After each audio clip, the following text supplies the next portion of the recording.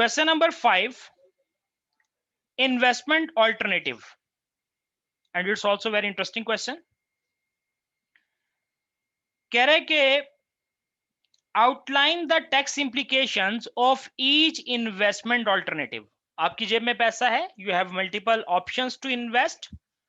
कह रहे कि इंप्लीकेशंस बताओ। आपसे अब आप यहाँ पे एक्चुअल लायबिलिटी और कंपेरिजन नहीं पूछ रहा, आपसे ये नहीं पूछ रहा कि विच ऑफ दी, मतलब इन तीनों में से कौन सा बेहतर रहेगा इन्वेस्टमेंट। आपसे बोल रहा है कि इन तीनों इन्वेस्टमेंट ऑल्टरनेटिव में से उनकी टैक्स इंप्लीकेशन बताओ, कि अगर मैं ऑल्टरनेटिव 1 करता हूं तो क्या टैक्स इंप्लीकेशन होंगी, ऑल्टरनेटिव 2 की तरफ जाते हैं तो उसमें हमें क्या बियर करना पड़ेगा, ऑल्टरनेटिव 3 की तरफ जाते तो उसमें क्या रहेगा टैक्स का मामला। तो यहाँ पे हमसे हमसे बेटर ऑप्शन नहीं पूछ रहा, हमें हर ऑप्शन की टैक्स इंप्लीकेशन पूछ रहा है। जैसे फर्ज करें आप टैक्स एडवाइजर है, मैं आपके पास आता हूं, मैं बोलता हूं यार मेरे पास ये पैसा है और मैं ये 3 काम करना चाह रहा हूं। इन 3 काम करने की वजह से हर काम में मेरे साथ क्या होगा, टैक्स के मामला मेरे साथ कैसे होंगे फिर। तो आपने हर एक चीज की यहाँ पे उनको एक्सप्लेनेशन देनी है, उसका बताना है कि इसमें आपके साथ क्या क्या मामला हो सकते हैं। Got the requirement? Okay, alternative 1 की बात करते। अच्छा, T has recently inherited the residue of his aunt estate. He will use this inheritance for the following purposes: alternative 1, alternative 2 and alternative 3। उसको उसकी आंट की डेथ पे कुछ स्टेट ट्रांसफर हुई है, कुछ इनहेरिटेंस मिला है, कुछ जायदाद, कुछ पैसा, कुछ चीजें मिली हैं। तो वो चाह रहा है कि मैं इसको कहीं इन्वेस्ट करूं और उसके पास 3 ऑप्शन है, वो हर ऑप्शन की आपसे टैक्स इंप्लीकेशन पूछना चाह रहा है। ऑल्टरनेटिव 1 में कह रहा है कि personal pension contribution,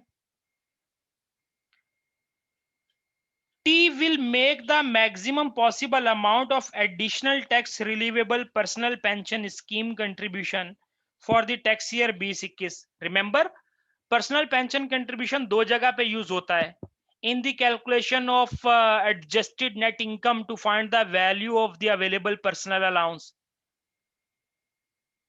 second, personal pension contribution की वजह से आपका बेसिक रेट बैंड और हाई रेट बैंड की अमाउंट एक्सटेंड हो जाती है, और जब बैंड की अमाउंट एक्सटेंड होती है तो एक्सटेंडेड अमाउंट तक आपका लोअर रेट अप्लाई हो रहा होता है। तो we know this thing that personal pension contribution is a beneficial thing, और इसके दो एडवांटेजेस हैं, एक तो इसकी वजह से कुछ पर्सनल अलाउंस सेव हो जाता है, दूसरा इसकी वजह से बैंड रेट एक्सटेंड हो जाते हैं, जिससे दूर तक की अमाउंट पे कम रेट ऑफ टैक्स लगता है। कह रहे कि मैं इस पैसे को, इस इनहेरिटेंस जो मुझे मिली है, मैं इसको इन्वेस्ट करूं, इसको मैं डालूं पर्सनल पेंशन कंट्रीब्यूशन में for the tax year 2021, having already made contribution of 10,000 during this year. वो इस साल में ऑलरेडी 10,000 पेंशन कंट्रीब्यूट कर चुका है। His adjusted income AI directly दी हुई है, याद है ना एआई आपकी कंपेयर की जाती है 2,40,000 से। अगर मैं थोड़ी सी बातें आपको याद करवा दूं, पर्सनल पेंशन कंट्रीब्यूशन में भी एक लिमिट होती है। आप सबसे पहले आप उसमें कितना इन्वेस्ट कर सकते हैं, हायर ऑफ 30, आप सबसे पहले कितना इन्वेस्ट कर सकते हैं, हायर ऑफ 3600 और रेलिवेंट अर्निंग्स। फिर इसमें से जो हायर हो तो फिर अपनी मर्जी का भी नहीं कंट्रीब्यूट करते रहना, उसमें भी एक लिमिट अवेलेबल है फिर, कि 40,000 हर साल की अपनी होती है और पिछले 3 सालों की अनयूज लिमिट को एडअप करवा के आप देखो मैक्सिमम पॉसिबल लिमिट कितनी है। अगर आप उस लिमिट से ज्यादा कंट्रीब्यूट करोगे तो एक्सेस अमाउंट पे आप पे एनुअल अलाउंस चार्ज कैलकुलेट होगा according to the top most rate of tax की बेस पे। तो इस क्वेश्चन में उसकी एडजस्टेड इनकम दी हुई है for the tax year 2021 will not exceed the standard threshold amount of 240,000। हम ये पेंशन में हमने ये चीज पढ़ी होती है कि जो आपका पेंशन के लिए जो एक अमाउंट है, थ्रेशोल्ड है, वो 240,000 है। कह रहा है उसकी इस एआईए को इस 240 से कंपेयर करते हैं। अगर एआई आपकी 240 से ज्यादा हो तो आपकी जो एनुअल लिमिट होती है 40,000 की, वो टेपर होना शुरू हो जाती है। हर 2 पॉइंट के बढ़ने पे 1 पॉइंट का जो ये लिमिट है ये कम होती रहती है। तो कह रहा है कि his adjusted income for the tax year 2021 will not exceed to 40,000। It means इस साल की उसकी पूरी 40,000 का अलाउंस अवेलेबल होगा। T has been self employed since 6 April 18 and has been a member of personal pension scheme for the tax year 1920. उसने 2018-19 में अपना बिजनेस शुरू किया था, लेकिन उस साल वो मेंबर नहीं था, लेकिन नेक्स्ट ईयर 19-20 में वो मेंबर हो गया था और 20-21 में ऑलरेडी वो 10,000 का कंट्रीब्यूशन दे चुका है। T trading and gross pension contribution, remember हमें ग्रॉस पेंशन कंट्रीब्यूशन चाहिए होता है, अगर नेट दिया हो तो हम उसको ग्रॉस अप करते हैं। T's trading profit and gross pension contribution since he commences trading as follows. 18-19 में ट्रेडिंग प्रॉफिट था 32,000, उसने कंट्रीब्यूट किया नील बिकॉज उस साल मेंबर ही नहीं था, ऊपर मेंशन भी है। 1920 में trading profits are 44,000 and he contributed 26,000 in pension contribution. In 2021 78,000 का उसका प्रॉफिट है एंड टिल येट उसका ऊपर जो बताया कि 10,000 रुपए वो आपका कंट्रीब्यूट कर चुके हैं ऑलरेडी। अब अगर ये पेंशन में पैसा डालना चाह रहा है तो हम उसको इम्प्लीकेशन बताएंगे, उसने हमें अपनी सारी टैक्स पोजीशन बता दी, अब हम उसको गाइड करेंगे one by one, step by step. हम बोलेंगे पेंशन कंट्रीब्यूशन, तरतीब से चल रहा हूं मैं चीजों को लेकर। Pension contribution would be the higher of में एक तो अमाउंट होती है 3600 which is given by HMRC and second heading होती है रेलिवेंट अर्निंग्स, और रेलिवेंट अर्निंग में FHL प्रॉपर्टी इनकम आती है, एम्प्लॉयमेंट इनकम आती है और ट्रेडिंग इनकम आती है। इस सवाल में ये भी नहीं दी हुई, ये भी नहीं दी हुई। ट्रेडिंग इनकम का बताया है कि 20-21 की ट्रेडिंग इनकम है 78,000। तो रेलिवेंट अर्निंग्स का सम यहां पे जो आया दैट इज 78,000। अब हायर ऑफ की बेस पे मैक्सिमम कंट्रीब्यूशन इतना हो सकता है, ठीक है, ओके फाइन। अब आ जाओ, फिर हमने एक अगले स्टेप में जो फाइंड करते हैं वो मैक्स कंट्रीब्यूशन लिमिट। अब अपनी मर्जी का भी नहीं करते रहना, वो टैक्स वालों ने हमें एक लिमिट कैलकुलेट करना सिखाई है। मैक्सिमम कंट्रीब्यूशन लिमिट में अगर आपको याद हो तो पहले जो करंट ईयर होता है उसकी लिमिट, फिर पिछले 3 साल की ब्रॉड फॉरवर्ड लाई जा सकती है अनयूज लिमिट। मैं पिछले 3 साल लिख रहा हूं, 1920, 18, 19, 17 एंड 18। अब अगर 3 सालों की बात करूं तो 17-18 में तो नो ट्रेडिंग, 17-18 में वो तो कोई है ही नहीं कुछ। 18-19 में बताया कि वो नॉट मेंबर। 1920 की अनयूज्ड कितनी होगी, हर साल की अवेलेबल होती है 40,000 रुपए, और उसमें से अगर उसने कुछ कंट्रीब्यूट कर दिया वो यूज हो गई तो बाकी लिमिट कितनी अवेलेबल है। अगर 19-20 में he actually contributed in pension a value of 26,000, so remaining limit यहां पे बचेगी उसके पास 14,000 की, और करंट ईयर की 18 करंट ईयर ऑफ 2021 की यहां पे मेंशन है।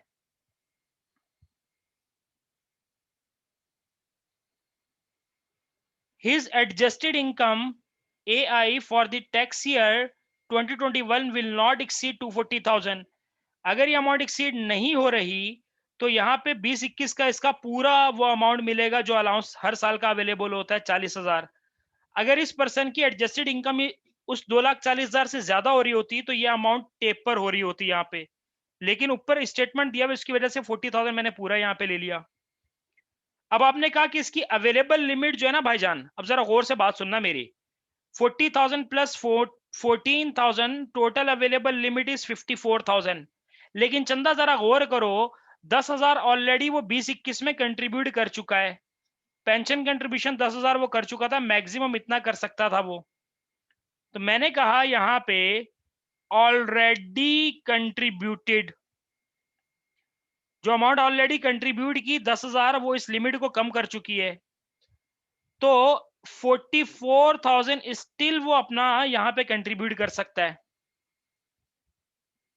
मैंने कहा this 44,000 is the tax relievable personal pension contribution limit available, कि हम उसको बताएंगे, टी को बताएंगे, जो बंदा है जो क्लाइंट है, हम टोबाइस को बताएंगे कि भाई अगर आप ये ऑल्टरनेटिव 1 में जाना चाह रहे हो ना पेंशन कंट्रीब्यूशन में, आपकी करंट पोजीशन के मुताबिक मैक्सिमम जो आप इसमें कंट्रीब्यूट कर सकते हो ना वो 44,000 के अमाउंट मैक्सिमम कंट्रीब्यूट कर सकते हो। इवन उसके जेब में कैश कितना पड़ा हुआ है, 78,000 उसकी अर्निंग थी, जिसमें से वो 10,000 रुपए कंट्रीब्यूट कर चुका था, 68,000 इन हैंड है, लेकिन वो फिर भी इतना नहीं करेगा क्योंकि उसकी जो मैक्सिमम अवेलेबल लिमिट बची हुई है वो बची हुई 40,000 रुपए। अगर इससे ज्यादा का कंट्रीब्यूट करेगा तो उस पर एनुअल अलाउंस का चार्ज लग जाएगा। डन। तो मैं इसको कंटिन्यू करके लिखता हूं, if invested more than 44,000 in PPC, then Axis would be charged at annual allowance charge.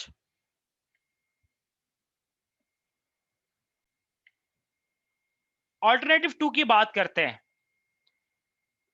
कह रहे कि अगर मैं अपनी डॉटर को गिफ्ट करूं, T will make a cash gift of 100,000 to his daughter when she gets married on 29th March 21 in the fiscal year 2021. He has not made any previous lifetime gifts.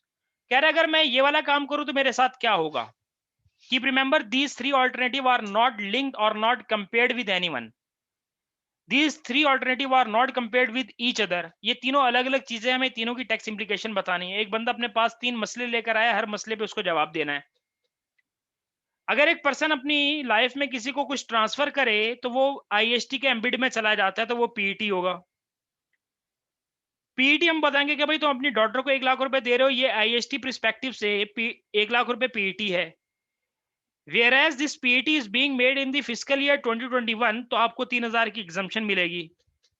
और जैसा कि आप पिछले सालों में कभी भी कोई आपने ट्रांसफर नहीं किया तो एक पिछले साल की एनुअल एग्जम्पशन भी अवेलेबल हो जाएगी, वो 3,000 रुपए है। फिर हम उसको और बताएंगे कि आप अपने ये 1 लाख रुपए अपनी डॉटर को ट्रांसफर कर रहे हो शादी के वक्त, तो वहां पे मैरिज एग्जम्पशन होती है। याद है कितनी मैरिज एग्जम्पशन होती है from parents?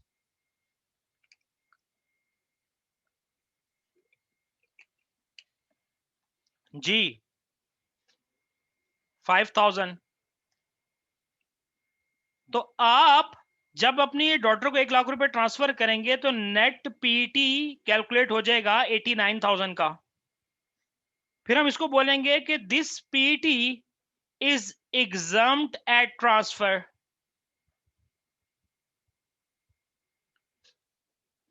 but will be taxable, but will become taxable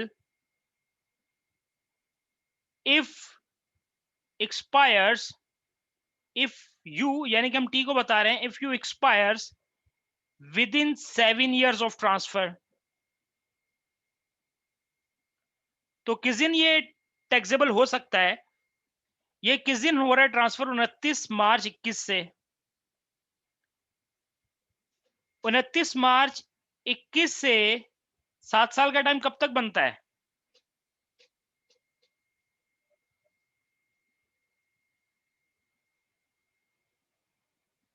जी बताएंगे आप लोग please. March 22, March 23, March 24, 25, 26, 27, 28, 29 March 28, but will become taxable if you expires with in 7 year. अगर आप इस डेट तक एक्सपायर हो गए तो ये टैक्सेबल हो जाएगा। इफ यू एक्सपायर, कि अगर आपकी डेथ होती है after 29 March 28, then this PET will exempt at death time। क्यों एग्जम्प्ट हो जाएगा? Because death is after more than 7 years. अब हम इसको तीसरे मसले पे गाइड करेंगे। ये सही है भाई? किसी को कोई परेशानी इसमें? No. Good enough. अब ये आईएसए के बारे में पूछना चाह रहा है। अब जैसे ही ये आईएसए का नाम हमारे सामने आया तो कुछ चीजें हमारे माइंड में फौरन से ब्लिंक होनी चाहिए कि इंडिविजुअल सेविंग अकाउंट की 2 टाइप्स होती हैं, एक कैश आईएसए, दूसरा स्टॉक आईएसए। और आईएसए में इन्वेस्ट करने की हर साल की एक लिमिट होती है, दैट इज 20,000। और उस 20,000 की इन्वेस्टमेंट इन आईएसए में 2 तरह की टाइप्स हैं, तो हमें कोई रिस्ट्रिक्शन नहीं है कि हम कितना कैश आईएसए में इन्वेस्ट करें, कितना हम स्टॉक आईएसए में इन्वेस्ट करें। और फायदा क्या है आईएसए का? फाइनल पॉइंट कि अगर आप आईएसए में इंडिविजुअल सेविंग अकाउंट में इन्वेस्ट करते हो, यहां से मिलने वाली इंटरेस्ट इनकम एग्जम्प्ट होगी। कितनी एग्जम्प्ट होगी? अगर आपने 20,000 या 20,000 के अंदर अंदर तक की इन्वेस्टमेंट की है, उस पर आपको इंटरेस्ट इनकम मिल रही है, वो एग्जम्प्ट हो जाएगी इंटरेस्ट इनकम। अगर आपने 20,000 से एक्सेस अमाउंट इन्वेस्ट की, तो उस 20,000 से एक्सेस अमाउंट पे जो भी इंटरेस्ट मिलेगा, वो इंटरेस्ट इनकम आपके लिए टैक्सेबल बन जाएगी। शुरू के 20,000 तक आईएसए में इन्वेस्टमेंट इनकम पे मिलने वाली इंटरेस्ट इनकम एग्जम्प्ट होगी। अगर आपने 20,000 से ज्यादा इसमें इन्वेस्ट किया, तो एक्सेस अमाउंट ऑफ इन्वेस्टमेंट पे जो इंटरेस्ट कैलकुलेट होगा, वो आपके लिए टैक्सेबल इंटरेस्ट इनकम होगी। तो ये कुछ बातें बीइंग अ टैक्स एडवाइजर हमारे माइंड में आ जानी चाहिए जैसे कोई हमसे सवाल करे। कह रहे T will invest the maximum possible additional amount into an individual saving account for the tax year 2021. He has already invested 5400 into a cash ISA during that year, during this year बोले तो 2021, और बता रहा है having previously invested 6200 into a cash ISA during the previous tax year 1920. तो हमें previous tax year से कोई लेना देना नहीं है, ये सिर्फ स्टेटमेंट हमें कंफ्यूज करने के लिए दी हुई है। अब इस बीइंग अ टैक्स एडवाइजर हम इसको बताएंगे कि ISA limit per year is 20,000 and the person can invest either in cash ISA or stock ISA. There is no restriction. Second, as he already invested 54,000 in the fiscal year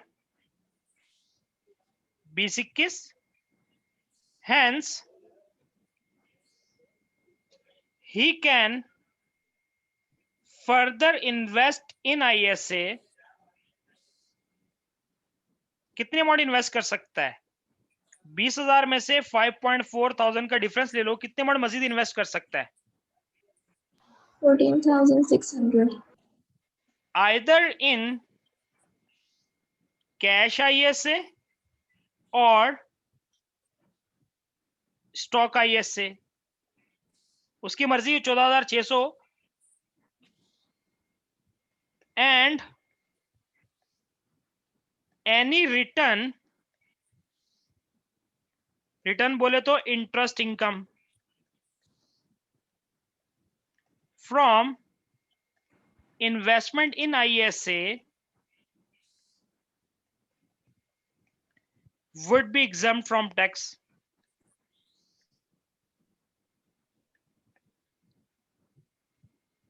If the person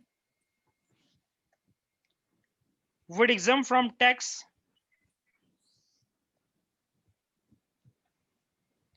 if he made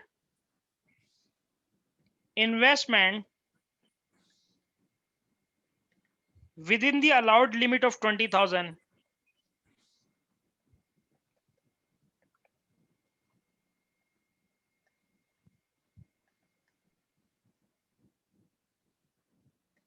सही है जी।